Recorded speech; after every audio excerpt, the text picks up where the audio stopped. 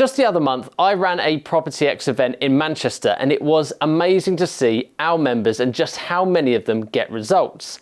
But not everyone finds it this easy, and not everyone gets it right straight away. And if that is you, then don't worry, as many of you are not alone. And there are traits that you can become consciously aware of and adapt to in order to become a better investor. First of all, let's start with number one, which is being resourceful. Have you ever heard the term resourceful and thought, what does that actually mean? Okay, same. Well, firstly, in my mind, being resourceful means always finding the answer, whether that's finding the missing information that you need to complete a project that requires, let's say, planning permission, a certain type of funding, or whether it means finding an investor for a project. Have you ever heard that term and thought, what does being resourceful actually mean? Well, same. But in my mind, being resourceful always means going and finding the answer. Whether that's finding the missing information that you're going to need to complete a project that requires planning permission, or maybe it requires a certain type of funding. Maybe it even means going and finding an investor to fund a project. You see, in life, people tend to describe failure as a lack of time, a lack of money, or a lack of a network. But when you say these things, what do they all have in common? You are saying you don't have the resources to be able to succeed. But money is a resource, time is a resource, and people are a resource. And as Tony Robbins once said, the ultimate resource is resourcefulness. Simply put, the best property investors don't actually do much work. They're just really resourceful, and they just put all of the right teams of people together and in place and communicating with one another. Number two is small, consistent actions. Now, I could say a common trait is that all of these members were action takers, which is absolutely true. But action taking could be buying a house, which is a very large action.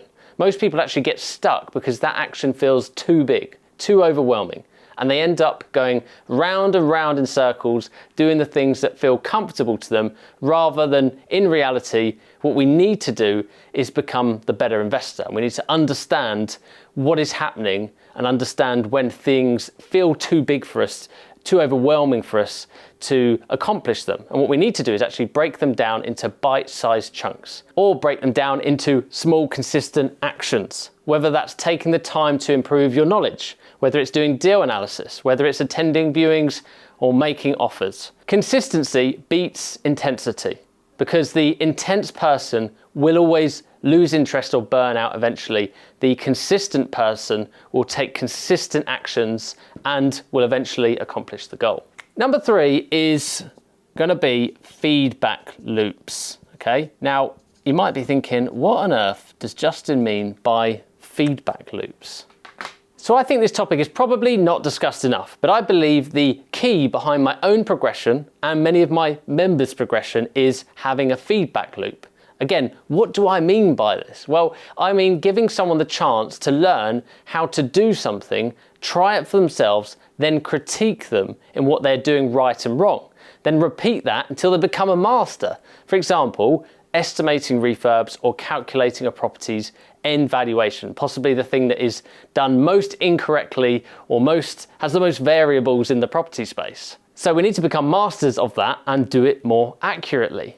Well, members that I have worked with have these feedback loops with myself and have created additional ones with other members or other people that they have met at networking events or people they know. And that is why the members that I have worked with have these feedback loops. They have them with myself. They have created additional ones with other members in the group or with people they have met at networking events, because they understand they need to get better at, deal analysis, estimating refurbs, estimating end values, etc., etc. And in number four, we have these people are problem solvers. This has got to be one of the most important ones by far. Because in life, and especially in property, we are going to face a lot of challenges. It can be incredibly frustrating and stressful at times, but we can either A, choose to let it bog us down, bury our head in the sand and not move forward and hope that the problem might one day get better, or we can B, work around the problem. We can tackle it front on. We can solve that problem. And in property, the problems could be any one of the following. It could be a survey has flagged up more issues than you initially expected. Perhaps your business partner or your investor pulls out during the purchase of your first deal. Or maybe when you've bought the property, your builder isn't turning up on site to complete the works during the refurb, and you're having to chase them and so on, okay? But they usually say there are 3 solutions to every problem that we face. So a good habit for you to adopt and build when faced with a problem is the following. First of all, the problem comes in. Okay, we've got to digest it. Don't make any quick reactions. We've then got to define it, understand what it is. Gather data, list your potential solutions, work backwards from the problem to establish which of those is the best solution to solve it, and go from there. Number 5 is having deep-rooted goals, because those that don't have a strong reason behind doing this will eventually fail. It's harsh, but it is the simple truth. Those people will try and they will give up when the going eventually gets tough. I believe that only those that really want to achieve the deep-rooted goal that they have set themselves will go on to achieve it. Okay? The vision board that they've created in their mind, or perhaps having a physical one at home, will allow them to dream this life up, and then they can picture it when they're driving down the road, when they're sitting at home, whatever it is, they picture it so deeply that they will push through problems to achieve their goal. If you don't have that, then you need to make sure that you create a very clear, concise goal that is big enough for you to push through those things to want to get to and achieve. And those are the main traits that I believe are most common. And what's awesome is that some people with these traits won't even realize that they own them. They have simply adopted them through getting knowledgeable, lots of consistency, hard work, and getting uncomfortable. If you are still here watching this video and want some further actionable steps for getting started in property, here are 3 things for you to think about. Number 1 is to really reflect on the available time that you have, capital that you have, and the goals that you are setting yourself. We need to understand what available time do you have to be able to throw at property. And that will help you establish what strategy you're going to do and how you're going to approach getting into property. Obviously, number 2, well, you need to understand if you've got no money or lots of money and what route to go down based off of that. And third and finally on that is the goal, okay? Because we need to have that strong-rooted goal, that deep-rooted goal, like I said earlier. Number 2 is to invest in your knowledge and build out your network as well, okay? Invest time, money, and effort into those 2 things. You need to have the right knowledge before you can, take good action in property, before you can find great deals and build a big portfolio.